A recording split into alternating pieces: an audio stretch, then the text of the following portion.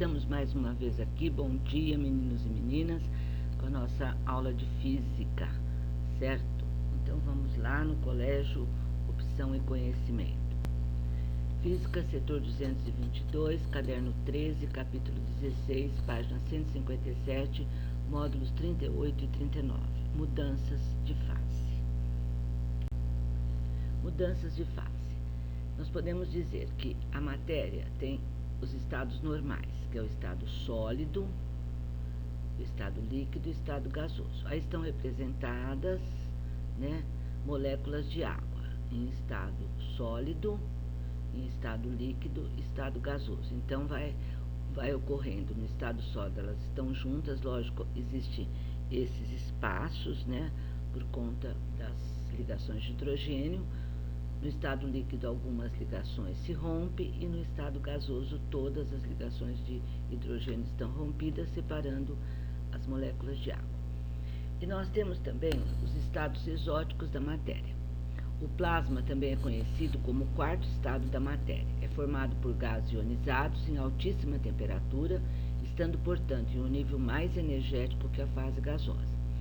Estima-se que o plasma representa 99% da matéria do universo, sendo encontrado nas estrelas, nos raios, no fogo, nas auroras boreais, nas lâmpadas fluorescentes, televisores de plasma, etc. Então, vocês têm aí uma ilustração desse quarto estado da matéria. Existe também um quinto estado da matéria. O condensado de Bose-Einstein, o quinto estado da matéria, constitui outra fase da matéria, cuja existência foi prevista por Einstein em 1925, no segmento do trabalho efetuado por Bose. Nessa fase, os átomos possuem um menor nível de energia se comparado ao sólido. O primeiro condensado desse tipo foi produzido em 1995 pelos ganhadores do Prêmio Nobel de Física de 2001, Erich Kommel e Carl Weyman. Para atingir esse estado, a matéria deve ser resfriada a temperaturas próximas ao zero absoluto, ato raríssimo que poucos laboratórios do mundo podem realizar. Até agora, a USP de São Carlos é a única universidade da América Latina a conseguir produzir o condensado. Então, vocês estão vendo aí uma imagem colorida artificialmente, mostra a formação de um condensado de Bose-Einstein no Cold Atom Laboratory da NASA. A cor vermelha mostra como a temperatura fica progressivamente mais perto do zero absoluto. Mudanças de estado. Considerando os estados normais da matéria, o aumento de temperatura ou diminuição de pressão leva à passagem do estado sólido para o líquido e do líquido para o gasoso. Do sólido para o líquido é a fusão, do líquido para o gasoso é a vaporização. E do sólido para o gasoso, sublimação. Aí nós temos a volta, diminuição de temperatura e ou aumento de pressão.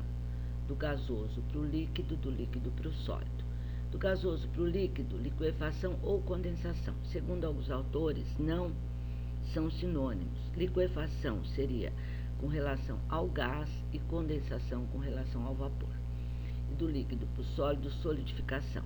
E o reverso da sublimação, que também é chamado atualmente de sublimação, vocês vão encontrar às vezes ressublimação, é do gasoso para o sólido. Aí nós temos algumas ilustrações dessas mudanças de estado, a fusão, a solidificação, que é o contrário da fusão, certo? A condensação, a liquefação, e a vaporização. A vaporização pode ser de três formas. Calefação, quando nós jogamos, por exemplo, água numa chapa superaquecida. A ebulição, quando nós colocamos algum líquido para ferver. E evaporação, que ocorre naturalmente, nós já vimos isso no ciclo da água. E a sublimação, que é a passagem do sólido para o gasoso, como, por exemplo, da naftalina, do iodo, e vice-versa. Mudanças de estado ou mudanças de fase, Aí nós temos uma tabela mostrando a temperatura de fusão e ebulição à pressão de uma atmosfera técnica métrica, que a gente fala uma ATM, Então tem da água, o álcool, cobre, chumbo, enxofre, ferro, mercúrio, nitrogênio, ouro, prata. Não precisamos decorar esses valores, a não ser o da água, né, que é bem fácil, né? Temperatura de fusão 0 graus Celsius e a de ebulição 100 graus Celsius.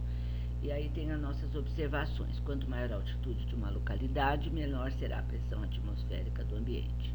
Em Santos, que se encontra ao nível do mar, a pressão de 760 milímetros de mercúrio, uma atmosfera técnica métrica, a água ferve a 100 graus Celsius. Na cidade de São Paulo, que se encontra a uma altitude média de 800 metros, a pressão é de 700 milímetros de mercúrio, sendo que a água ferve a 98 graus Celsius. Então, à medida que aumenta a altitude, diminui a temperatura de ebulição neste caso. Existem leis gerais da mudança de fase. Primeira lei: à pressão constante, toda substância pura sofre mudança de fase a uma temperatura constante.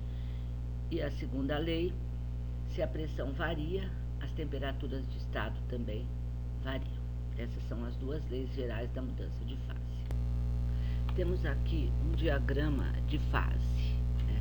Então, o azul, a substância está no estado sólido, líquido e vapor. E aqui nós temos as curvas, né, dos processos de mudança de fase.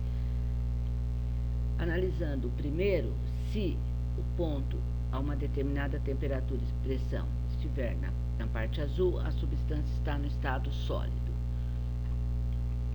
Se ele estiver em cima da curva, nós temos uma mistura de sólido e líquido. Se estiver na parte verde, nós temos apenas a fase líquida. Se estiver em cima dessa curva aí, ó, entre o verde e o rosa, nós temos uma mistura de líquido e vapor. Se estiver em cima do azul e do rosa, nós temos uma mistura de sólido e vapor. Se estiver no rosa, nós temos apenas vapor. Aqui em cima vocês têm a curva da sublimação, né? Do estado de vapor para o estado sólido, do estado sólido para o estado de vapor. E aqui embaixo, se estiver bem nesse pontinho de encontro, de intersecção das três curvas, nós chamamos de estado triplo. Então, a substância encontra-se no estado sólido, no estado de líquido e no estado de vapor. Aqui nós temos um gráfico que representa parte de um diagrama de fases, na qual se evidencia a curva de fusão, certo? A maioria das substâncias segue este padrão mostrado, com esse desenho aí do diagrama de fases. Algumas substâncias, entretanto, substâncias puras, não obedecem a esse comportamento.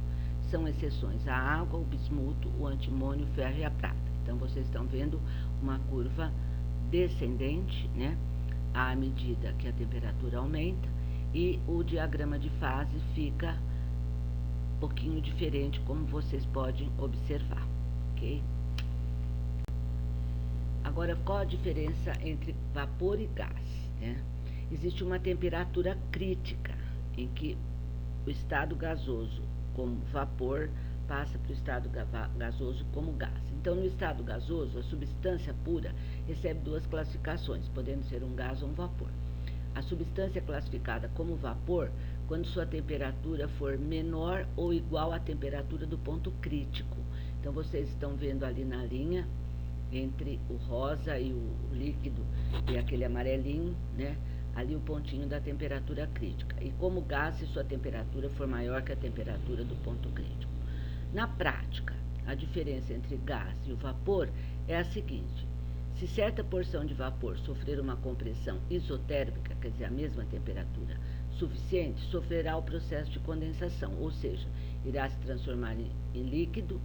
Com o gás, isso não ocorre. Para que se ele se transforme em líquido, devemos antes esfriá-los, certo? Então, aí vocês têm os gráficos mostrando as passagens, ok? Aqui nós temos o conceito de calor latente e calor sensível, certo?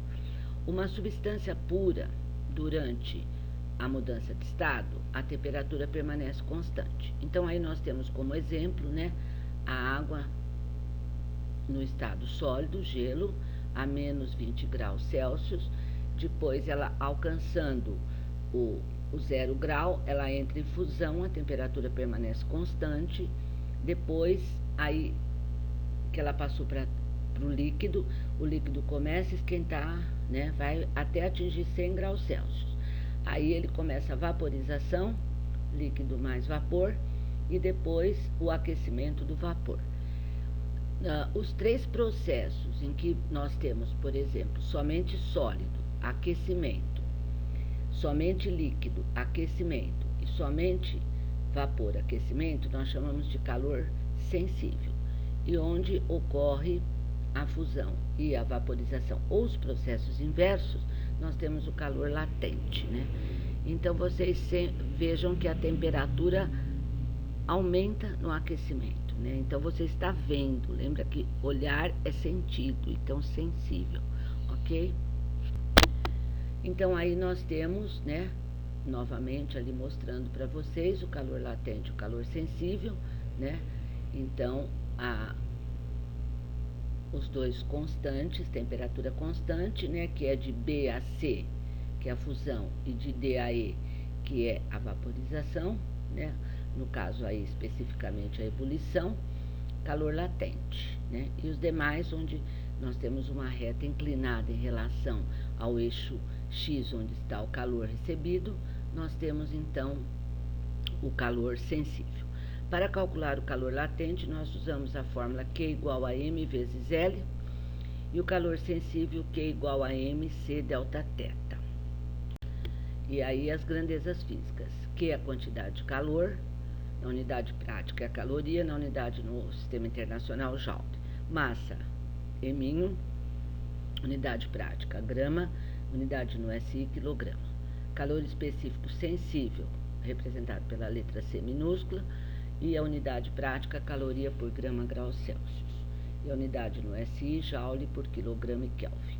Calor específico latente, então a gente usa a letra L com o índice F para fusão, V para vaporização, S para solidificação e C para condensação.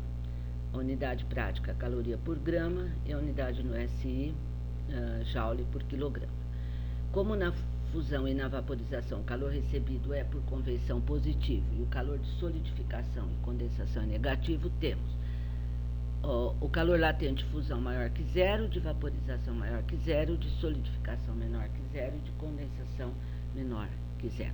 Vocês têm que ficar atento nos exercícios, que às vezes é um problema de solidificação e condensação, mas eles dão o calor latente de fusão e vaporização, então vocês terão que pôr o sinal negativo se não for dado. Aí temos os exercícios de aplicação, né? Eu escolhi 2 do módulo 38 e 2 do módulo 39. Com 77% do seu território acima de 300 metros de altitude, 52% acima de 600 metros, Santa Catarina figura entre os estados brasileiros de mais forte relevo. Florianópolis, a capital, encontra-se ao nível do mar. Lagos, no Planalto, varia de 850 a 1.200 metros acima do nível do mar. Já o Morro da Igreja, situado em Urubici, é considerado o ponto habitado mais alto da região sul do Brasil. A tabela a seguir nos mostra a temperatura de ebulição da água nesses locais em função da altitude, né? Então, a gente vê que à medida que a altitude aumenta, diminui a temperatura de ebulição da água. Considere a tabela e os conhecimentos de termologia e analise as afirmações a seguir, certo? Em Florianópolis, os alimentos preparados dentro da água em uma panela comum são cozidos mais depressa que em lagos, utilizando-se a mesma panela. Isso é correto, porque a temperatura é mais elevada. No Morro da Igreja, a camada de ar é menor, por consequência, menor a pressão atmosférica exercida sobre a água, o que implica em um processo de ebulição a uma temperatura inferior à de Florianópolis. Correta? Se quisermos cozinhar em água algum alimento no Morro da Igreja, em uma panela comum, será mais difícil que em Florianópolis, utilizando-se a mesma panela. Isso porque a água entra em ebulição e secar antes mesmo que o alimento termine de cozinhar. Então, essa daí é correta. Se quisermos cozinhar no mesmo tempo em Lages e Florianópolis o mesmo alimento, devemos usar em Florianópolis uma panela de pressão. Quando a gente usa uma panela de pressão, né, a pressão é maior, a temperatura de ebulição é mais elevada e ela cozinha mais rapidamente, né? Então, essa é incorreta. Então, aí nós já temos, né, a justificativa de cada um. Portanto, a alternativa A.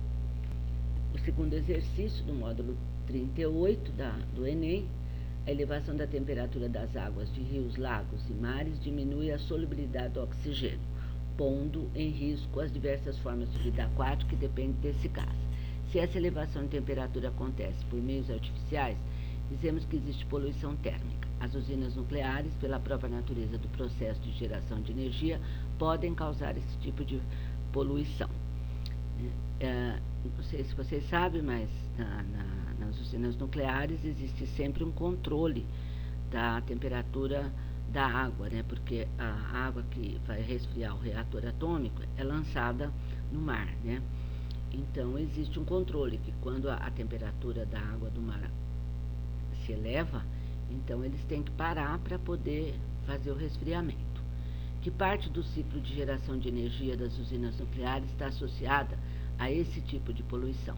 Fissão do material radioativo, condensação do vapor d'água no final do processo, conversão da energia das turbinas pelos geradores, aquecimento da água líquida para gerar vapor d'água e lançamento do vapor d'água sobre as pás da turbina.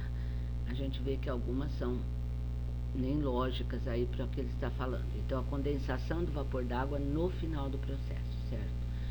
Muito bem, então a alternativa B. Selecionei 2 exercícios do módulo 39, exercício de aplicação 2. Um bloco de gelo de massa 200 gramas está a temperatura de menos 20 graus Celsius. Calcule a quantidade de calor necessária para termos vapor d'água a 110 graus Celsius. Então, aí vocês têm os calores específicos sensível e latente de cada fase, né? Eu aproveitei aquele mesmo gráfico que nós vimos anteriormente, só mudei a temperatura para 110, né? E não coloquei os valores das quantidades de calor. Então, para saber a totalidade desse calor, vocês precisam calcular em cada trecho o calor. Eu aconselho que vocês o façam como está na resolução. Calcule o Q1, Q2, Q3, Q4, Q5 e depois some, porque se fizer tudo junto, vocês podem errar nas contas. Então, na primeira etapa, ó, Q igual a MC delta θ.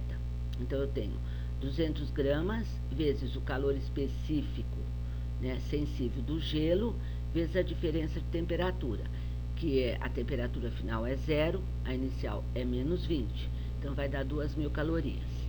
Aí, a fusão do gelo, vocês vão usar calor latente, M vezes LV. Então, 200 vezes 80, 16.000 calorias.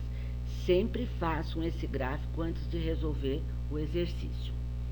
Aí, calculamos na terceira etapa o aquecimento da água, QMC delta θ. Então, 200 vezes 1 vezes temperatura final, que é 100, menos a inicial, que foi 0. 20.000 calorias. Na quarta etapa, vaporização da água. Então, calor latente, MLV. 200 vezes 540, 108.000 calorias. Quinta etapa, aquecimento do vapor. Então, calor sensível, MC delta θ. 200 vezes meio, 110 menos 100. 1.000 calorias. Aí vocês somam tudo, vai dar um total de 147.000 calorias, que corresponde a 147 quilocalorias. E aqui um exercício da FUVEST, pegando uma parte daquele diagrama, né? Aquecendo-se 30 gramas de uma substância à razão constante de 30 calorias por minuto, dentro de um recipiente bem isolado, sua temperatura varia com o tempo de acordo com a figura. Lembra que o recipiente tem que ser isolado, né? Adiabático, para não trocar calor com o ambiente. A 40 graus Celsius ocorre uma transição entre duas fases distintas. O calor latente de transição e o calor específico entre 70 graus Celsius e 80 graus Celsius são respectivamente. Então, vocês têm aí de 20 a 40, calor sensível. De 40 a 70, calor latente. E de 70 a 80, calor sensível. Então, vocês têm 3 Qs para calcular aí, né? Então, para determinar o calor específico latente, né? O processo de fusão dura 30 minutos e como a potência é de 30 calorias por minuto, o calor total de Q é igual a 900 calorias. Então, 900 igual a 30 vezes L, o calor latente, divide 900 por 30, 30 calorias por grama. O aquecimento do líquido dura 10 minutos, a quantidade de calor envolvida é de 300 calorias. Então, vocês estão vendo ali, né, de 70 a 80, 10 minutos, certo? Então, QMC delta teta, 300 igual a 30 vezes C, 40, você calcula o calor específico, que dá 0,25 calorias por grama grau Celsius, portanto, alternativa B. Então, aí ele pede para você tem que efetuar os cálculos, né, envolvendo mudanças de estado. Aqui as instruções para a entrega dos exercícios. Então, vocês têm aí colocar o nome, a série e a data da entrega da tarefa, os exercícios propostos, aí vocês preenchem com quantos vocês fizeram, podem até dizer qual que vocês tiveram maior dificuldade, isso é interessante, certo? Deve ser manuscrita, não pode ser digitada, e devem constar os dados, pergunta ou perguntas, o assunto, fórmulas, resolução e a resposta.